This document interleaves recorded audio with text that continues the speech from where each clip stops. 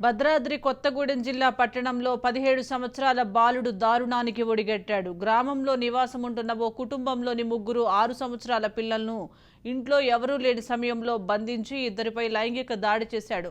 మరో బాలిక భయంతో తల్లిదండ్రులకు చెప్పడంతో ఆ తల్లిదండ్రులు గోప్యంగా ఉంచారు.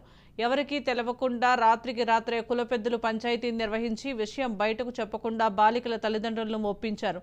ఎవరైనా బయటకు చెప్తే కుల బహిష్కరణ చేస్తామని హెచ్చరించారు. విషయం ఐసీడీఎస్ అధికారులకు తెలియజేయడంతో వారు రహస్యంగా విచారణ జరిపినా వారికి ఎవరూ సహకరించలేదు. చివరికి తల్లిదండ్రులు పోలీసులను ఆశ్రయించడంతో బాలుడిపై పోక్సో కేసు నమోదు చేసి విచారణ చేపట్టారు.